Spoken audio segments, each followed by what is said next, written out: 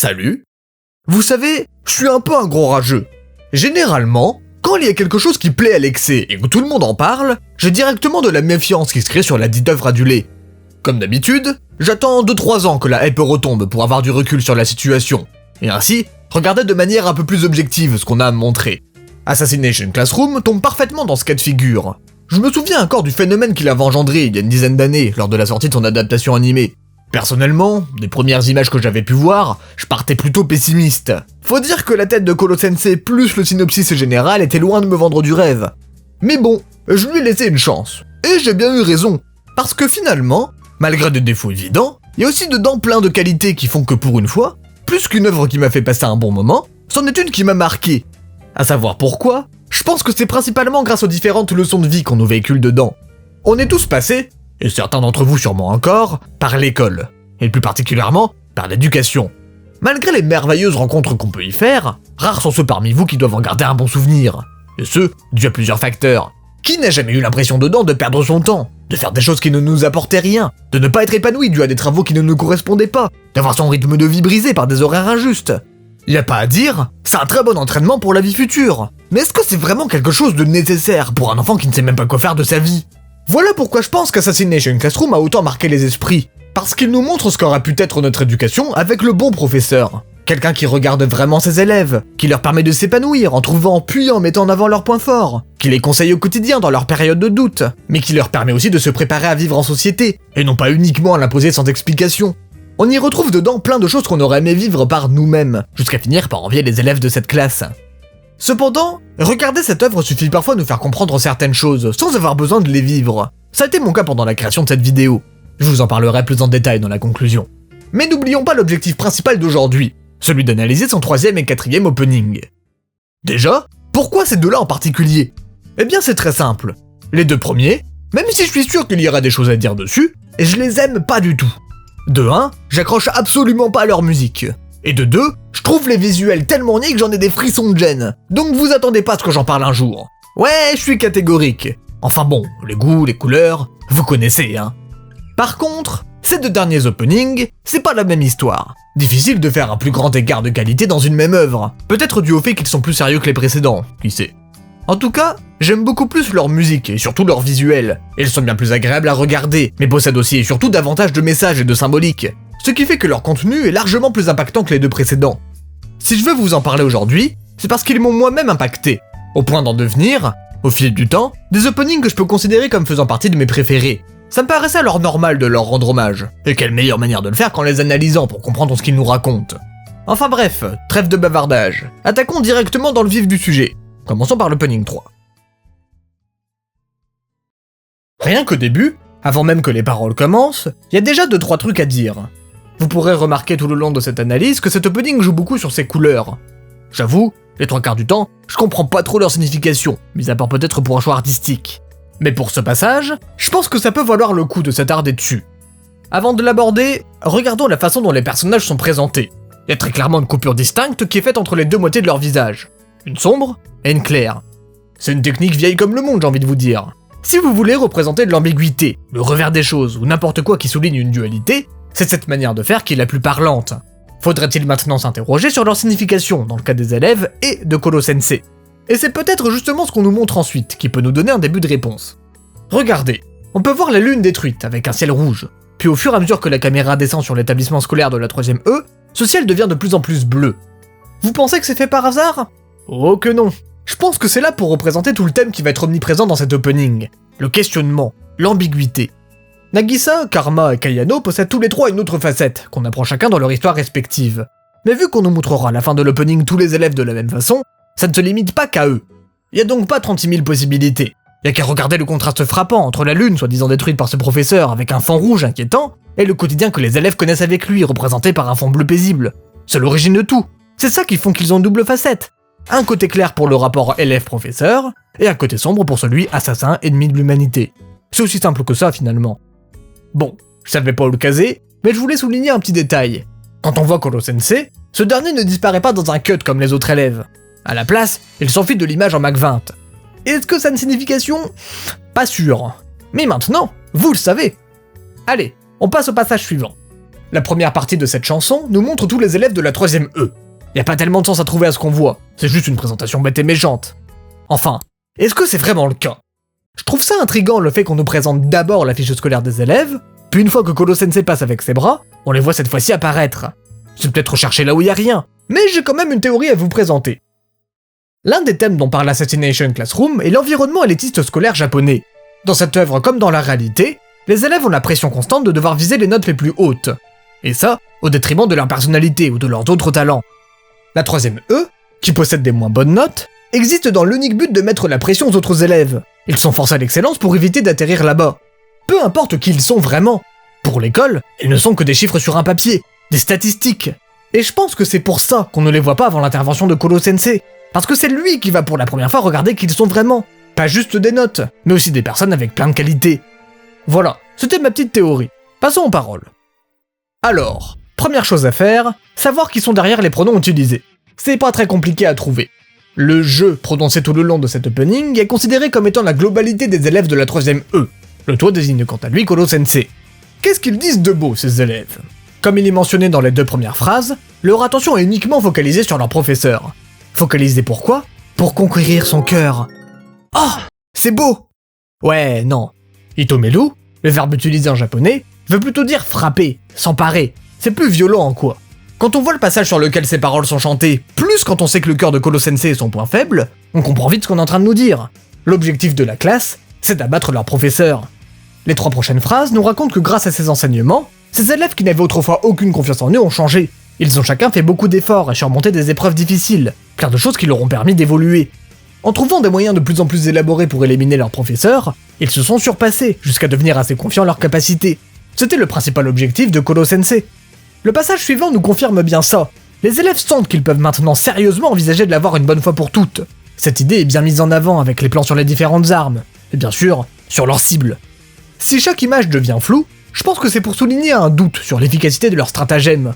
Tout devrait être parfait, mais ils sentent que quelque chose va les surprendre. Pour mentionner les petits détails des images qu'on voit avant le refrain, on peut voir écrit Grim Reaper, et ensuite Ansatsu, l'assassinat. Le Grim Reaper, le Shinigami, le dieu de la mort, vous l'appelez comme vous voulez, ça doit vous rappeler quelque chose. C'était l'ancien titre de Kolo-sensei.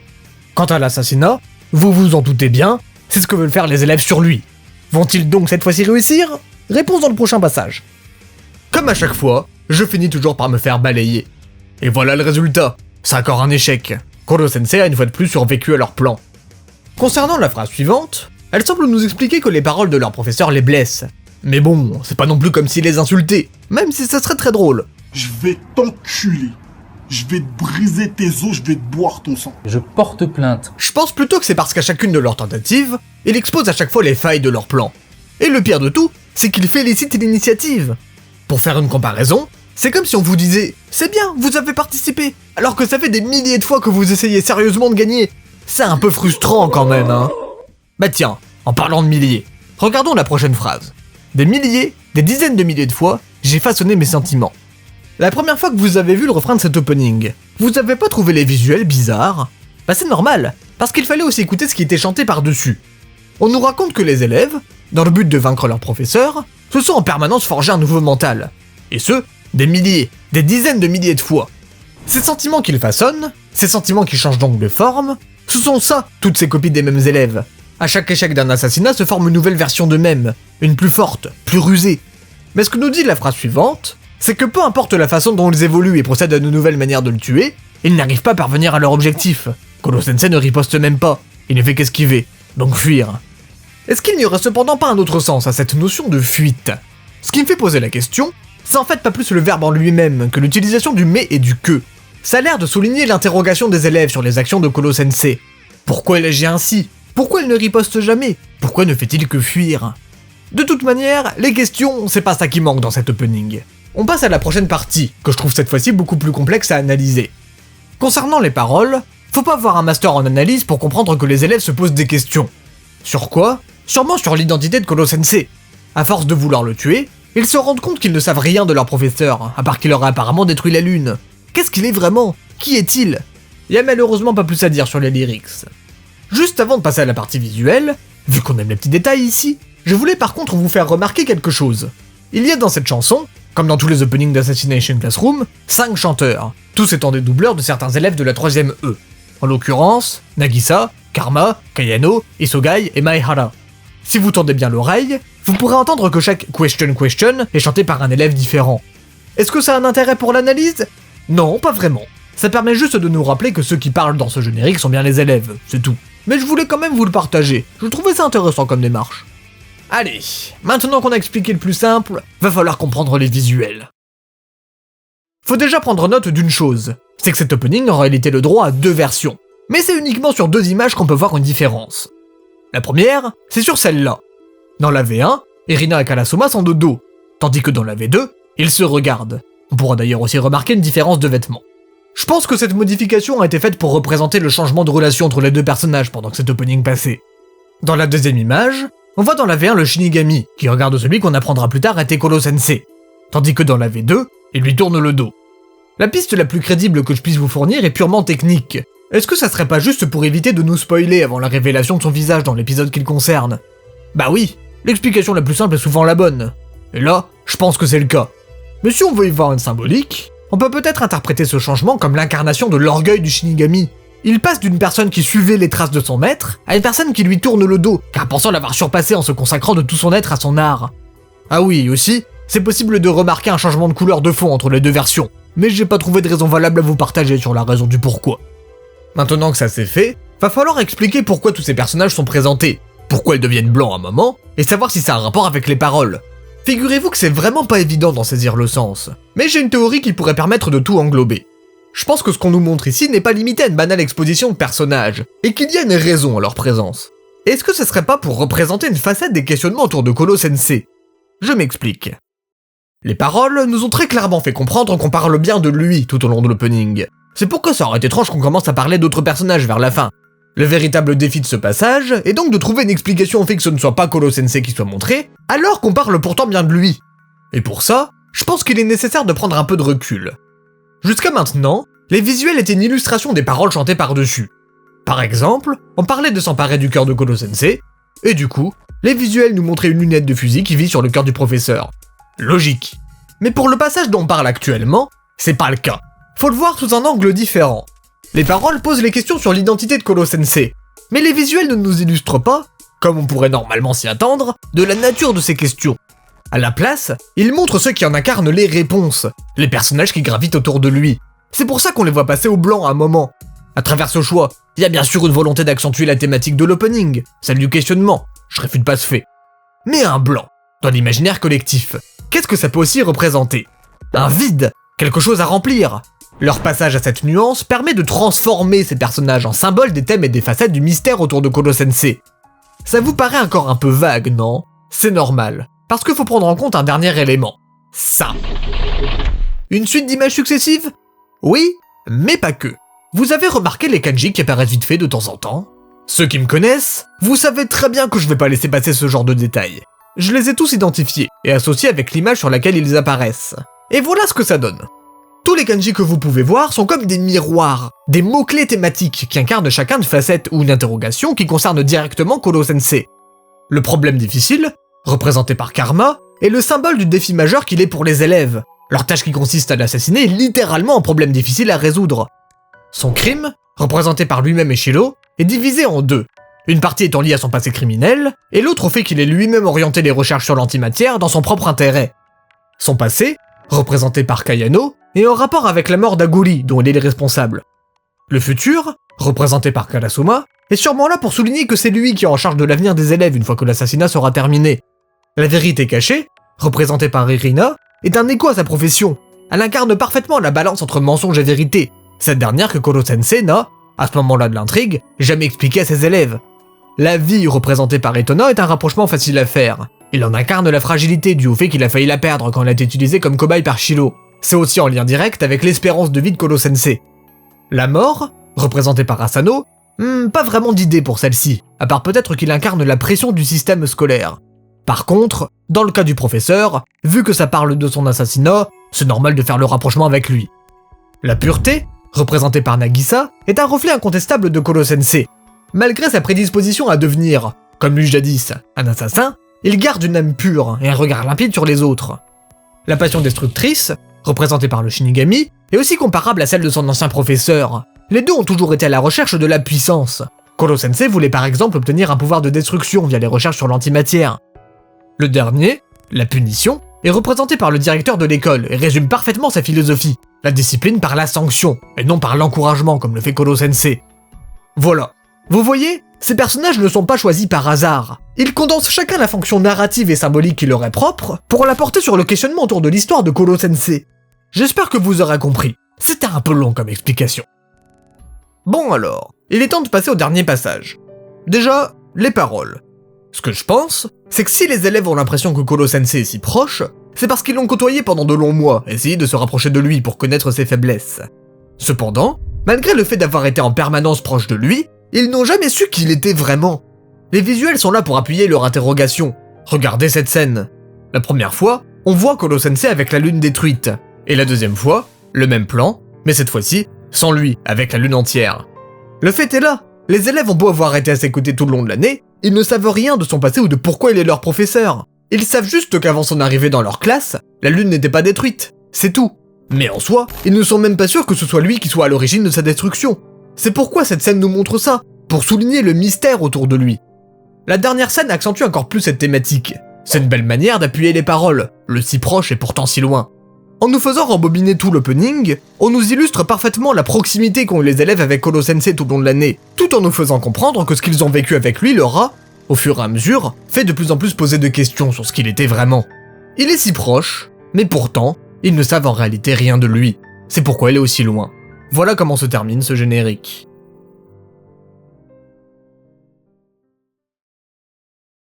La première fois que vous avez vu cet opening, qu'est-ce que vous en avez pensé ? La musique était sympa, la partie visuelle ne vous parlait pas, peut-être que vous l'avez même pas regardé en fait. Personnellement, par peur d'être spoilé, ça fait longtemps que j'ai arrêté de les regarder pendant mon premier visionnage, donc c'est pas moi qui vous jugerai. Peu importe que vous appréciez ou non la forme de cet opening, si vous avez aimé l'animé, normalement, vous devriez au moins apprécier ce qu'il raconte, parce que c'est une très belle vitrine de ce qui fait que vous l'avez aimé. Derrière chaque élément qui peut sembler de prime abord banal, se trouve en réalité une signification qui est en rapport avec l'œuvre. Mais bon, ça a toujours été le cas dans les openings que j'ai déjà pu analyser. Là où celui-ci et le prochain se démarquent vraiment, c'est sur leur manière de se focaliser sur un thème précis, et de s'y tenir. Dans celui qu'on vient de voir, tout ce qui est montré et chanté dedans a pour optique de raconter une histoire, avec pour thème l'ambiguïté et le questionnement. L'intégralité de ce qu'on voit dedans est écrit dans cet unique but. Ce qui fait que cet opening, en fait, il raconte quasiment une histoire à lui tout seul. Mais ce que je trouve le plus intéressant, c'est que le thème qu'il aborde n'est pas tellement mis en avant dans l'œuvre originale. Oui, c'est vrai, les élèves se sont posés des questions sur l'identité de Koro-sensei, mais c'était pas du tout traité de la même façon que dans cet opening. Dans celui-ci, l'emphase a été donnée sur leur pensée intérieure. Et ça, c'est un point qui change tout. Il y a une différence entre dire oralement « qui es-tu » et le penser, en élaborant les raisons derrière ce questionnement. Ainsi, ça nous permet d'approfondir notre compréhension de ce que pensent les élèves de leur situation, quelque chose qui n'a quasiment jamais été évoqué dans le manga de base. Ce que je veux dire avec tout ça, c'est que cet opening ne s'est pas contenté d'être une vitrine de ce qu'est l'animé. Il en est aussi devenu une partie intégrante, en y ajoutant quelque chose de plus. Mais il y en a un qui le fait encore mieux, c'est l'opening suivant, et on va voir pourquoi. Sauf qu'avant de commencer son analyse, faut que je sois honnête avec vous. Pendant mon écriture, j'ai découvert la vidéo d'un Anglais qui a fait une excellente vidéo sur ce sujet, mais il a loupé 2-3 trucs sur la partie visuelle de l'opening, et c'est pas trop attardé sur les paroles. Du coup, sa vidéo est très bien, mais il y a encore des choses à dire dessus quoi. Et moi, je veux faire une analyse complète du sujet. J'allais pas faire genre que j'avais rien vu, alors que presque tout ce qu'il dit dedans est très pertinent. Donc voilà, je vous le dis, pour la première fois sur l'histoire de cette chaîne, cette analyse n'est pas à 100% tirée de mes propres recherches. Peut-être que vous vous en foutez, mais pour moi c'était important de le mentionner. Vous avez bien sûr le lien de l'analyse du mec dans la description si jamais. Allez, let's go. Rien qu'avec le début des visuels, on comprend que cet opening va avoir comme sujet principal la fin de l'année scolaire, le moment fatidique où les élèves vont devoir tourner une page de leur vie. Tous les beaux souvenirs qu'ils ont vécus se dissipent, pour, à la fin, ne plus représenter qu'un tableau vide.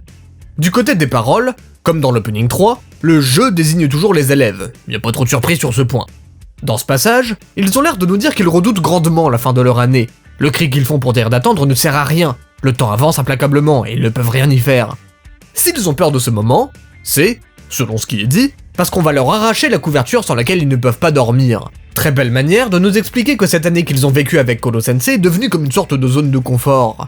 Mais l'échéance arrive. Pour être diplômés, ils vont devoir assassiner leur professeur.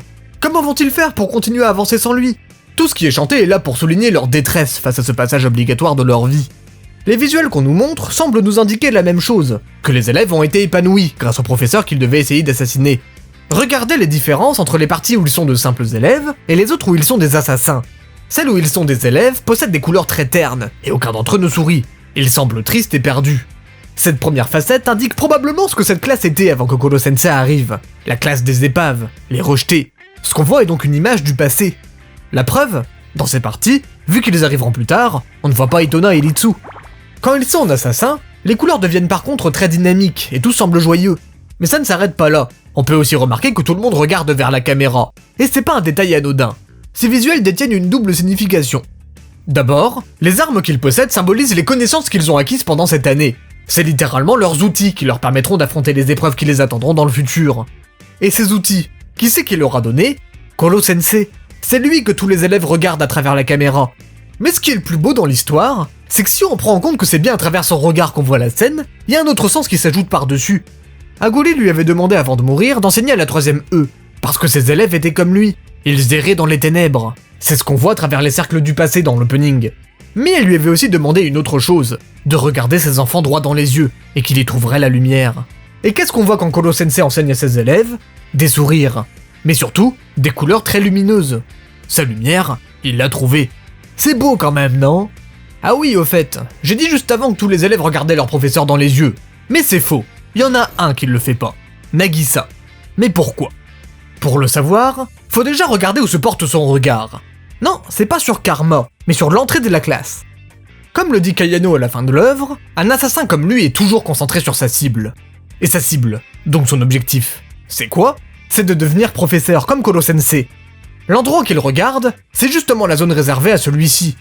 Ce qu'on nous montre, c'est donc que le regard de Nagisa est déjà porté sur son futur. Il ne regarde que ça. Alors, pour le passage suivant, on va déjà parler de la première partie des visuels. Qu'est-ce qu'on peut y voir? Dans le passé, l'ancien Koro-sensei et Aguri, puis dans le présent, Koro-sensei transformé sans elle. Les deux sont toujours séparés d'une vitre, mais elles ne symbolisent pas la même chose en fonction du moment.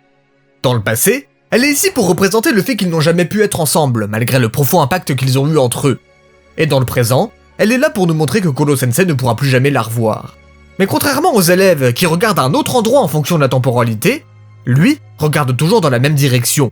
On parlait juste avant du regard dans les yeux, mais c'était pas la dernière fois qu'on allait pouvoir voir cette action. On va y avoir encore le droit pas mal de fois. Si vous avez suivi, je vous disais que celle-ci symbolisait les réponses des personnages. Dans le cas de Koro-sensei, Aguri a été, dans le passé, celle qui lui a donné la direction à suivre alors qu'il était dans les ténèbres. Elle incarne sa réponse, et ça n'a pas changé dans le présent. Même si elle n'est plus là, il continue toujours à marcher dans les traces qu'elle lui a laissées. C'est pourquoi elle regarde toujours dans sa direction.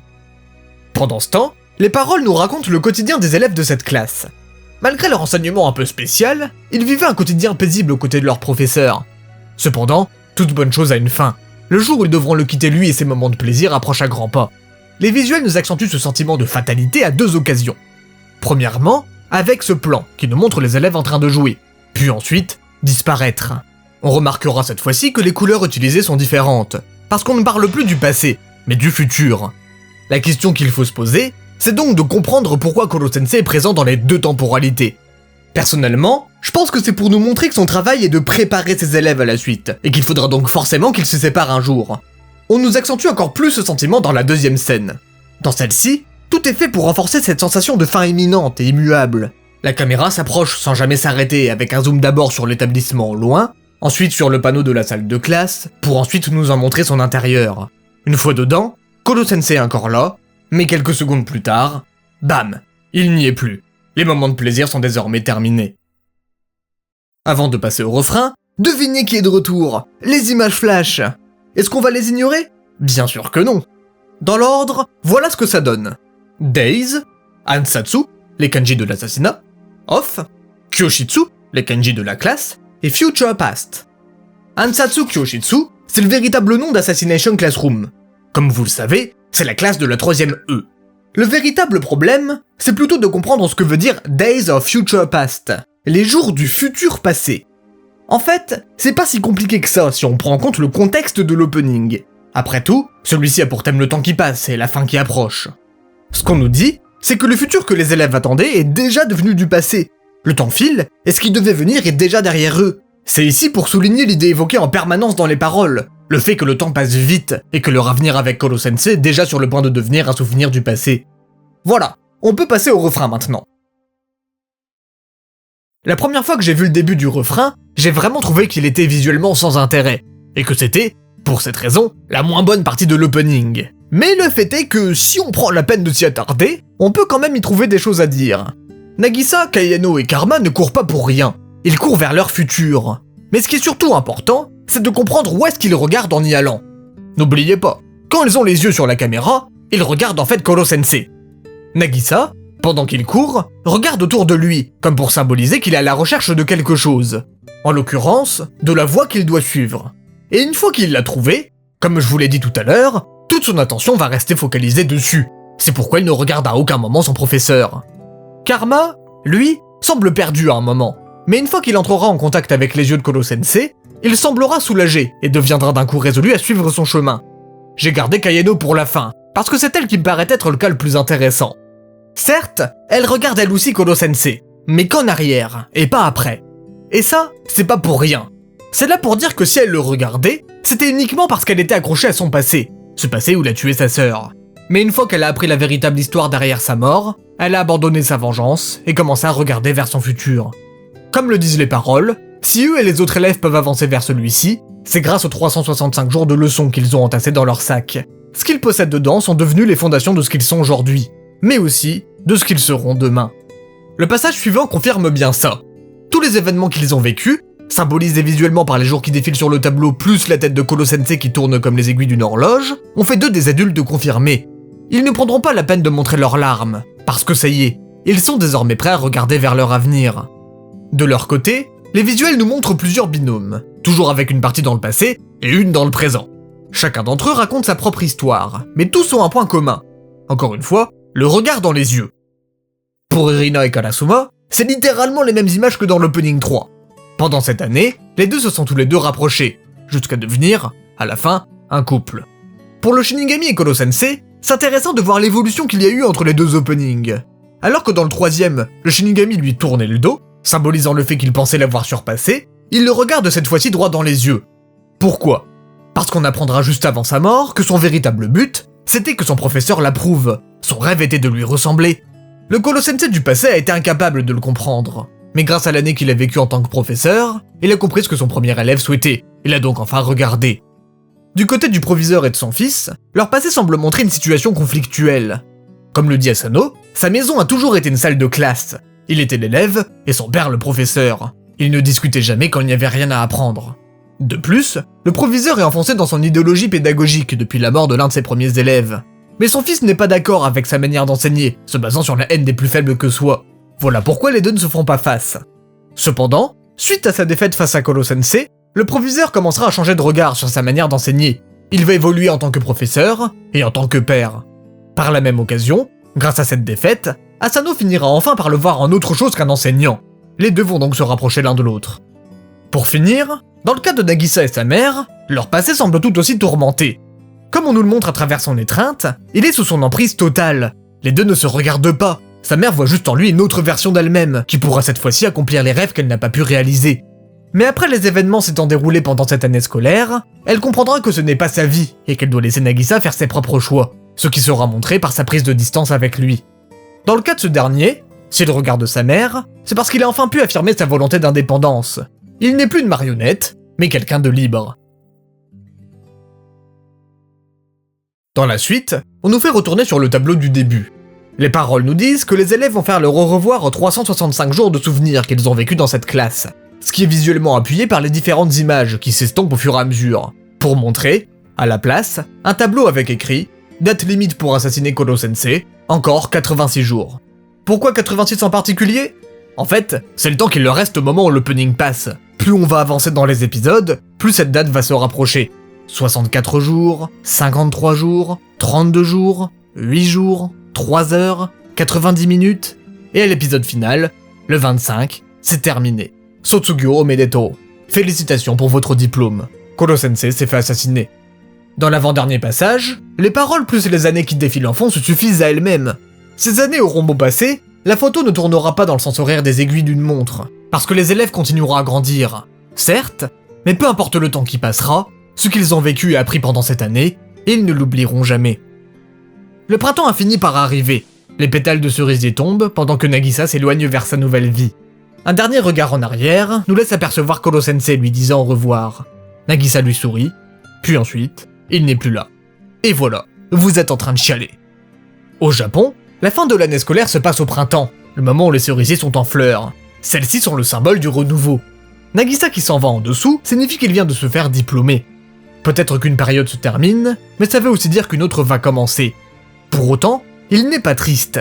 Il assiste en réalité plutôt à la dernière leçon de Koro-sensei. Comme le symbolisent les cerisiers qui incarnent la beauté éphémère de l'existence, celle-ci est faite de changements, de mort et de naissance. Mais il ne faut pas s'attrister de cette réalité, parce que c'est le cycle naturel de la vie. Une page se ferme, et une nouvelle s'ouvre. Voilà comment se termine cet opening.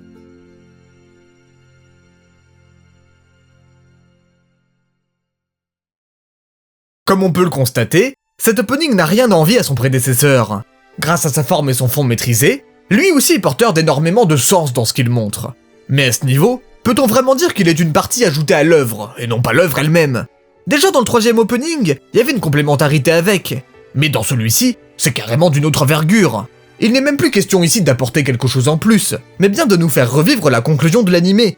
Et c'est peut-être aussi pour ça qu'il a autant marqué les esprits.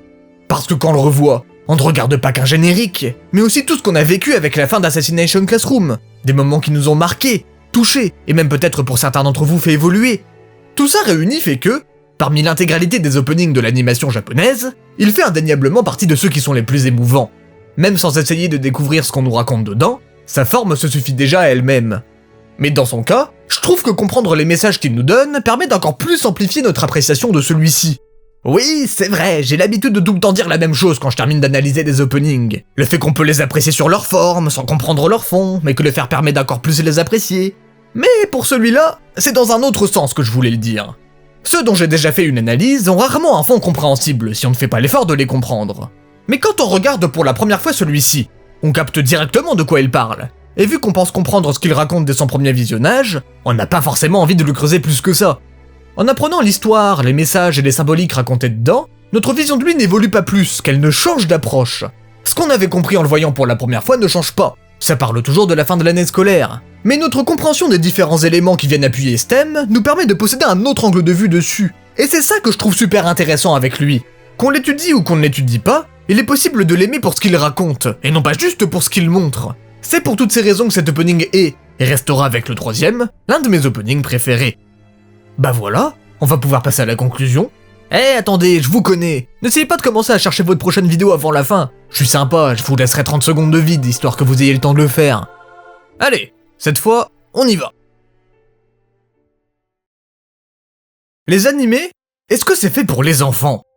Si je demandais l'avis d'une grande majorité de personnes n'y connaissant pas grand-chose, beaucoup d'entre eux me diraient que c'est qu'un divertissement enfantin. Et même parmi ceux qui prennent l'art du manga et de l'animation au sérieux, je suis presque sûr qu'une bonne partie des élites intellectuelles et analytiques de ce milieu verraient à travers cet animé beaucoup plus de défauts que de qualités. Ils y verraient une œuvre plutôt niaise, bancale, avec un humour parfois lourd, et certains personnages très stéréotypés faits pour plaire à un public plutôt crédule.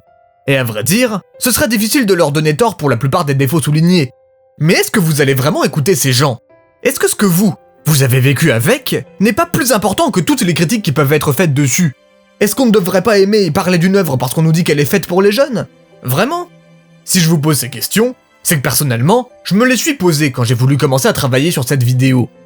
Vous savez, à chaque fois que j'en termine une, je me dis que c'est impossible que j'écrive quelque chose de soit meilleur, soit moins à la hauteur de la précédente. Et pour moi, ça me paraît inconcevable de vous présenter un travail moins bon qu'un qui vous a précédemment plu. Plus le temps avance, plus je me creuse la tête pour trouver des sujets sur lesquels je sais que j'aurai des choses complexes à dire dessus pour être à la hauteur de vos attentes. Que vous n'avez peut-être pas, je le sais bien. Mais en fait, peu importe, c'est pas vous le problème, c'est moi et mon entêtement à toujours vouloir faire mieux. C'est pourquoi j'ai beaucoup hésité à écrire cette vidéo, parce que je savais pertinemment que je pourrais pas écrire quelque chose de meilleur dessus que, par exemple, la précédente analyse d'opening que j'ai pu faire. Mais c'est après avoir terminé celle sur ces deux openings que j'ai compris quelque chose. Est-ce que c'est vraiment si grave? Effectivement, J'ai régulièrement parlé avec pas mal de condescendants sur ma chaîne d'œuvres avec une excellente forme, au détriment de leur fond. Mais dans le cas d'Assassination Classroom, je trouve que c'est étonnamment le contraire. La forme, c'est-à-dire l'humour, le fanservice et le développement absurde de certains événements, n'est pas la partie la plus intéressante du récit. A l'inverse, c'est à cause d'elle que l'œuvre n'est pas recommandable pour tout le monde. Par contre, si vous arrivez à faire fi de tout ça, vous y trouverez, comme vu dans l'analyse de ces 2 derniers openings, quelque chose de touchant. Mais pas que. Ces leçons de vie, ces messages et l'évolution de certains de ces personnages ont une capacité certaine à pouvoir impacter positivement nos vies.